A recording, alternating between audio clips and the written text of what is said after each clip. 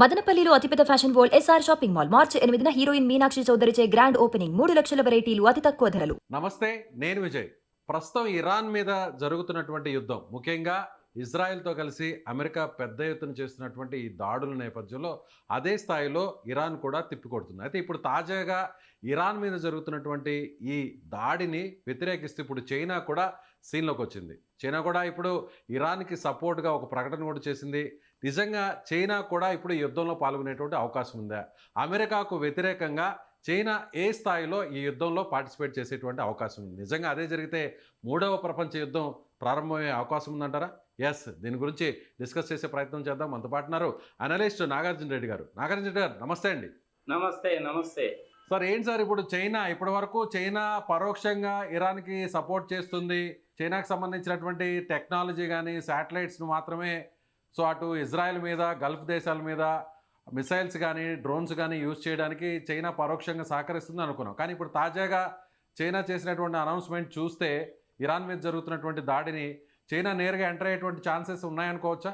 China ఒక్కటే కాదండి, నిన్న మొన్నటి దాకా 4 రోజులు అయింది కదా మొదలయ్యి. దాకా ఏంటంటే చైనా, రష్యా, నార్త్ కొరియా, వీళ్ళ ముగ్గురు కూడాను ఏమీ చెప్పకుండా నిమ్మకి నీరెత్తినట్టు అలా చూస్తూ ఉన్నారు. కానీ ఇండైరెక్ట్గా హెల్ప్ చేస్తూ ఉన్నారు ఇరాన్కి. కానీ ఇప్పుడు వచ్చినటువంటి లేటెస్ట్ న్యూస్ ఏంటి అంటే రష్యా, చైనా, నార్త్ కొరియా కూడా ప్రత్యక్ష యుద్ధంలోకి దిగేటువంటి సూచనలు కనపడుతున్నాయి. మరి అటువైపు ఏం జరుగుతుంది? నాటోలో ఉండేటువంటి సభ్య దేశాలు ప్లస్ అమెరికా ప్లస్ ఇజ్రాయిల్, వాళ్ళ ముగ్గురే కాకుండా గల్ఫ్ కంట్రీస్లో ఉండేటువంటి కొన్ని కంట్రీస్ కూడా చేస్తాయి. కానీ ఆస్ట్రేలియా, జపాన్, అట్లనే యూరోప్లో ఉండేటువంటి స్విట్జర్లాండ్, ఇలాంటి దేశాలు మటుకు ఎటువైపుకి ఉండవు, యుద్ధంలో పాల్గొనవు. డైరెక్ట్గా కానీ ఇండైరెక్ట్గా కానీ ఎటువంటి విషయాల్లో కూడా జోక్యం చేసుకోరు. మరి దీన్ని ప్రపంచ యుద్ధం అని అంటామా మనము అంటే, ఫస్ట్ వరల్డ్ వార్ చూసాము, సెకండ్ వరల్డ్ వార్ చూసాము. ఫస్ట్ వరల్డ్ వార్లో, సెకండ్ వరల్డ్ వార్లో జరిగినప్పుడు ఏంటంటే మన ఇండియా వాళ్ళు కూడా ఉన్నారు, బ్రిటిషర్స్ కింద ఉన్నాం కాబట్టి మనం కూడా ఉన్నాము. మీరు మాకు కనుక సహాయం చేస్తే కనుక మీకు స్వాతంత్రం ఇస్తామని వాళ్ళు చెప్పారు. ఇజ్రాయెల్ వాళ్ళకు కూడాను ఒక రకంగా వాళ్ళ దేశం ఏర్పడడానికి కూడా కారణము మన హైదరాబాద్ సేనలు, మైసూరు మహారాజా గారి సేనలు, జైపూర్ మహారాజా గారి సేనలు, వీళ్ళందరూ కూడా దాంట్లో పాల్గొన్నాయి. అందుకనే ఇజ్రాయలీస్ ఏమంటారంటే థ్యాంక్స్ టు భారత్ అని ఏకంగా కూడా రాజ్యాంగంలోనే రాసుకున్నారు. ఇది జియో పాలిటిక్స్ లో ఒక పార్ట్ అండి. ఇది జియో పాలిటిక్స్ అంటే ఇలాగే ఉంటాయి. జియో పాలిటిక్స్ లో ఏంటంటే ప్రధానంగా 3 అంశాలు ఉంటాయి, గుర్తుపెట్టుకోవాలి ప్రజలు కూడా. 3 అంశాలు ఉంటాయి. మొట్టమొదటిది స్వార్థము. చాలా స్ట్రాంగ్ వర్డే, కానీ ఉపయోగించక తప్పదు. ఎవరి సంగతి వాళ్ళు చూసుకోవడం అంటారు సార్, అలా ఉంటుంది. అది ఫస్ట్ పాయింట్. సెకండ్ పాయింట్ ఏమిటంటే ఆధిపత్య ధోరణి, అమెరికా వాడు చేస్తున్న పని. మూడవది వ్యాపారం. ఈ మూడింటితో పాటు వేరే కూడా విషయాలు చాలా ఉంటాయి. ఆయిల్ వారు, ఇంటర్నెట్ వారు, శాటిలైట్ వారు, ఇట్లాంటి రకాలైన కూడా ఉంటాయి. మొత్తం 12-13 రకాల యుద్ధం. అందులో మరి ఇప్పుడు జరుగుతున్న యుద్ధం దేనికోసం అంటే ప్రధానంగా ఆధిపత్య ధోరణి ప్రదర్శించడానికి. రైట్. సో ఇవన్నీ కూడాను జియో పాలిటిక్స్ అనమాట. 3 విషయాలు ఏంటనే చెప్పాను, మిగిలిన విషయాలు కూడా చాలా ఉంటాయి. ఇవాళ సెన్సెక్స్ అనేటువంటిది 1000 పాయింట్స్ పడిపోయింది. డాలర్ రేట్ అనేటువంటిది $92.06 వచ్చింది. 1 మినిట్లోనే 2 పైసలు పెరిగిపోయింది సార్. అది సరే. ఇంకా బ్యాలెన్స్ రేట్ అంటారా, జనరల్గా మనం కొనేదంటా కూడాను బ్రంట్ కూడా కొంటాము. అది వాళ్ళ పొద్దున చూసినప్పుడేమో ఈ ఒక రేట్ ఉంది, ఇంధనంగా చూస్తేనేమో అది $81.44 26 సెంట్లు అయింది. అది కూడా మారిపోతా ఉంది. ఐ థింక్ అది 84.20 82.30 వచ్చింది. అది కూడా ఇవాళ $2 పెరిగిందండి. ఒక్క బ్యారెల్ మనం ఆయిల్ కనుక కొనుక్కుంటే 150. మధ్యలో మనం ఈ ఎకనామికల్గా మనం మాట్లాడే ముందు కూడా చైనా, రష్యా, అలాగే నార్త్ కొరియా, ఈ 3 కూడా ఎంటర్ అవుతాయని మీరు చెప్పారు. వెళ్ళే అవకాశం ఉందని మీరు అంటున్నారు. వెళ్ళే అవకాశము ఉంది. ఇప్పుడు రష్యా వాళ్ళని తీసుకున్నారనుకోండి, వాళ్ళు ఆల్రెడీ యుక్రెయిన్ తోటి 4 సంవత్సరాల నుంచి పోరాడుతున్నారు. మరి చైనా వాళ్ళు ఉన్నారనేసి అంటే అమెరికాకి చైనాకి మధ్యలో ఎప్పుడు కూడా ట్రేడ్ వార్ జరుగుతూ ఉంటుంది. ఆ చైనా వాళ్ళేమో తైవాన్ని ఎట్లా ఆక్యుపై చేయాలని చూస్తున్నారు. దానికి అమెరికా వాళ్ళు నిమ్మకి నీరెత్తిన కూర్చుంటారు. ఈ మధ్యలో మన ఉత్తర కొరియా, ఏది పొట్టివాడైనా గట్టివాడు అంటారు సార్, అతని దగ్గర ఏమో అణ్వాయుధాలు ఉన్నాయి. చైనా వాళ్ళ దగ్గర ఉన్నాయి, రష్యా వాళ్ళ దగ్గర ఉన్నాయి. ఒక్కొక్కరి దగ్గర 5,000 4,000 ఉన్నాయి. వాళ్ళేమో బయటికి తీరు. ఆ సపోర్టింగ్ ఎలా ఉండొచ్చు? ఇరాన్కి ఆల్మోస్ట్ వీళ్ళ ముగ్గురు సహకారమే కదా. అదే ఏ విధంగా అంటే ఇప్పుడు నేరుగా వాళ్ళు వార్లోకి దిగుతారంటారా? దిగరండి. వాళ్ళు డైరెక్ట్ గా వారిలోకి ఎప్పుడూ దిగరు. కావాల్సినటువంటి డబ్బులు ఇస్తారు, ఆయిల్ కొనుక్కుంటారు, ఎక్కువ రేట్ అయినా ఇస్తారు, వాళ్ళ ఆయుధాలు ఇస్తారు. వాళ్ళ స్వార్థం వాళ్ళదండి, వ్యాపారం. ఓకే. సపోర్ట్ చేస్తాను అని చెప్పి డైరెక్ట్ గా చెప్పరు, కానీ సపోర్ట్ చేస్తారు. ఎట్లా చేస్తారు? ఆయుధాలు కొంటారు, ఆయుధాలన్నీ అయిపోతాయి, మళ్ళీ వాళ్ళ దేశాల్లో ఆయుధాలు తయారు చేస్తూ ఉంటారు, మళ్ళీ అమ్ముతా ఉంటారు. అదే వ్యాపారం అంటే. జియో పాలిటిక్స్ ఇలాగే ఉంటాయి, ఎవడి స్వార్థం వాడిదే. అంతే కదా. ప్రపంచం ఎట్టపోతే నాకేంటి, నా సంగతి ఏదో నేను చూసుకోవాలి కదా, మన సంగతి ఏదో మనం చూసుకుంటాం కదా. స్విట్జర్లాండ్ వాళ్ళు అసలు ఇట్లాంటి విషయాలు ఎంటర్ గారు. సెకండ్ వరల్డ్ వార్ తర్వాత జపాన్ వాళ్ళు అసలు ఇంతవరకు ఎక్కడా ఎంటర్ కాలేదు. ఆస్ట్రేలియా వాళ్ళు అంతే ఎక్కడా ఎంటర్ కాదు. యూరోప్ లో ఉండే కొన్ని దేశాలు కూడాను ఎంటర్ కావు. వాళ్ళు ఏదో ఫ్రాన్స్, జర్మనీ వీళ్ళందరూ కూడా మేము కూడా ఉన్నామని అంటారు. కానీ ట్రంప్ గారు కనుక మేము కూడా ఉన్నాం అనకపోతే ట్రంప్ గారు ముట్టికాయలు వేస్తాడు. అందుకని సరే మేము కూడా ఉన్నామండి అంటారు. ఉండి మటుకు ఇరాన్ ఏం చేయగలరండి? ఇది జస్ట్ కాన్ డూ ఎనీథింగ్, అంతగా చేయలేరు. మరి భారతదేశం ఎలా ఉండాలనుకుంటున్నారు, ఎలా ఉండబోతుంది అనుకుంటున్నారు? మొదటి నుంచి కూడా మనము నాన్ ఇండియన్ కంట్రీ కాబట్టి ఎవరికి కూడాను మనం సపోర్ట్ చేయము. నీతి, నిజాయితీ, న్యాయము, ధర్మము ఎటువైపు ఉందో అటువైపే వెళ్తాం మనం. వాడు మనల్ని చాలా గౌరవిస్తారు, అభిమానిస్తారు. ప్రపంచంలో ఉన్నటువంటి జ్యూస్ కమ్యూనిటీని 60 లక్షల మందిని 2వ ప్రపంచ యుద్ధంలో చంపేసినప్పుడు మా దేశానికి రెండేళ్ళు ఆహ్వానించిన దేశం మంది. ఇప్పటికి కూడా మనకు బాంబేలో ఉన్నారు.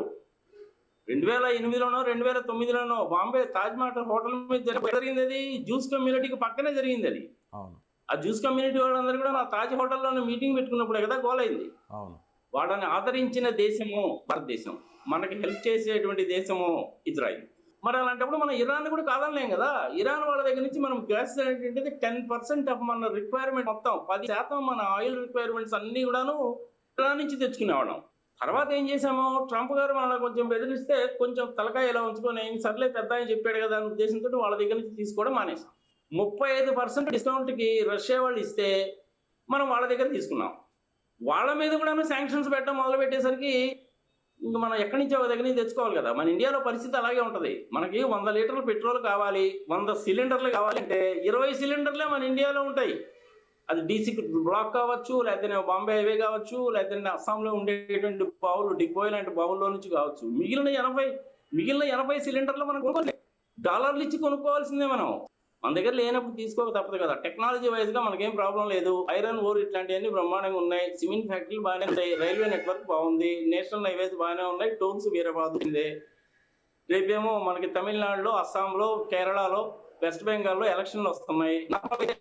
10 రూపాయలు రేటు తగ్గిస్తారు, తర్వాత మళ్ళీ డబుల్ చేస్తుంటారు. కానీ ఇప్పుడు పరిస్థితి చాలా విచిత్రంగా ఉంది కదా. పెంచక తప్పదు. పెంచితేనేమో ఎలక్షన్లో ఓడిపోతారు, పెంచకపోతేనేమో ఆయిల్ కంపెనీలకు నష్టాలు వస్తాయి. వాళ్ళేమో బ్యాంకుల దగ్గర నుంచి లోన్లు తీసుకుంటారు, ఆ లోన్లు కట్టరు, అవి బ్యాడ్ డేట్స్ అయిపోతాయి. మళ్ళీ అంతా కూడా సున్నా చౌదరి విజయమాలయ వారం అవుతుంది. అని ఏంటంటే ఎవరికి ఉండేటువంటి ప్రాబ్లమ్స్ వాళ్ళకు ఉంటాయి. కొత్తగా చెప్పాల్సింది ఏంటంటే అయతుల్లా ఖొమైనీ గారు చనిపోయారు, కన్ఫర్మ్డ్. నెతన్యాహు గారికి ఏమైంది, ఆయన దాడి చేశారు, ఇంకా తెలియదు. ఇరాన్ వాళ్ళు తగ్గరు, అమెరికా వాళ్ళు తగ్గరు. వాళ్ళు కూడాను ఆయుధాల పరంగా బాగానే ఉన్నారు.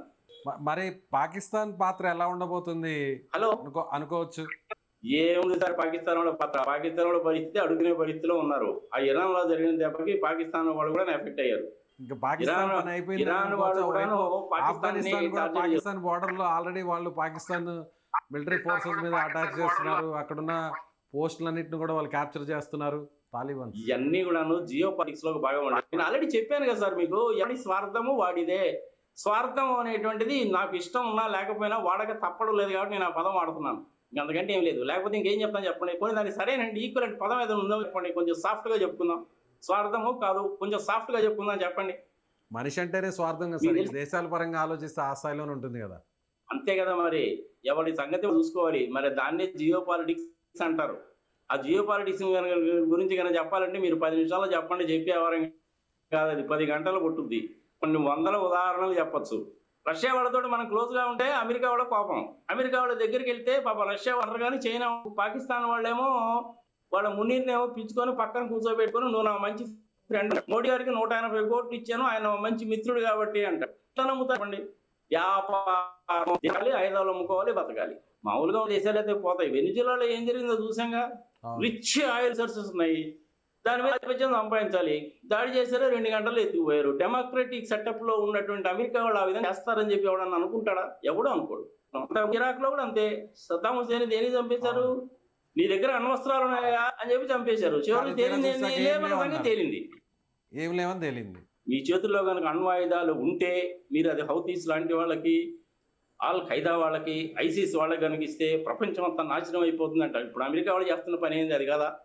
డెమోక్రటిక్ కంట్రీ అయి ఉండి వెనిజులాలో ఆ విధంగా చేస్తారు. పాకిస్తాన్ టెర్రరిస్ట్ దేశం అని చెప్పి తెలిసి వాళ్ళకి సహాయం చేస్తారా చెప్పండి. అవును. పాకిస్తాన్ నా దగ్గర న్యూక్లియర్ బాంబ్స్ ఉన్నాయి వాడు పిండాకుడు వాడి దగ్గర ఆడ తెచ్చినాయి సార్. అయ్యి చైనా వాళ్ళతోటి అమెరికా వాళ్ళతోటి ఏదైనా ప్రాబ్లం దగ్గరగా ఉంటది కదా చేసి పాకిస్తాన్ పెట్టుకున్నారు. మన వాళ్ళు ఏమో పోయిన దెబ్బ మామూలు దెబ్బ కాదు. ఎక్కడ కొట్టారో తెలుసా మీకు? అది చాలా విచిత్రంగా ఉంటుంది మీకు చెప్తే. చెప్పండి. కిరాణా హిల్స్ కొట్టారండి. కిరాణా డైరెక్ట్ గా హిల్స్ కిరాణా ఎక్కడ హిల్స్ మీదనే కొట్టారనుకున్నారు? వేశారు. అదిగో చెప్తున్నా, డైరెక్ట్ గా కిరాణా హిల్స్ కాదు, కిరాణా హిల్స్ అండర్ గ్రౌండ్ లో దాచిపెట్టినటువంటి దగ్గర పనిచేస్తున్నారు అక్కడ చాలా మంది. ఆ గుహల్లో పనిచేసేవాళ్ళు, వాళ్ళకి ఆక్సిజన్ కావాలిగా. ఆ వెంటిలేటర్ మీద ఆక్సిజన్ కొట్టారు. పైపు కొట్టారు. కిరాణా హిల్స్ ని కొట్టారని బాకండి. ఆక్సిజన్ పైపు కొడితే కొంచెం వైబ్రేషన్ వచ్చింది. ఎవరు ఏవి ఆ అణ్వాయుధాలని అమెరికా వాడి. Yes. అందుకని ఆగమేఘాలను పరిగెత్తుకొని వచ్చాడు. C-17, C-30, C-130 ఆ గ్లోబ్ మాస్టర్లు వేసుకునే వాడు వచ్చాడు. టర్కీ వాడేమో పౌడర్ పంపించాడు రేషన్ రాకుండా ఉండడానికి. అవును. పాలిటిక్స్ అండి. పాలిటిక్స్ ఎలాగే ఉంటాయి, ఎవడు స్వార్థం వాడిదే. మరి అంటే అప్పుడు భారతదేశాన్ని మరి భారత్ ఎటువైపు ఉంటుంది అనేసి అంటే మనకి ఇరాను కావాల్సిందే, ఇజ్రాయెల్ కావాల్సిందే, ఇద్దరు కావాల్సిందే. మనకి పని లేదు సార్. ఇరాన్ తోటి మన రిలేషన్ ఎందుకు పాడు చేసుకోవాలి? 5,000 సంవత్సరాల నుంచి వాడి మనకి రిలేషన్స్ ఉన్నాయి. ఇజ్రాయెల్ వాళ్ళేమో రాజ్యాంగంలోనే రాసుకున్నారు, కాదనలేము, వీళ్ళని కాదనలేము. మరి అట్లాంటప్పుడు మనం ఏం చేయాలి? ఓకే దాన్ని సార్, థ్యాంక్ యూ కొట్టారు. Sir, thank you so much డిస్కషన్లో పార్టిసిపేట్ చేసినందుకు.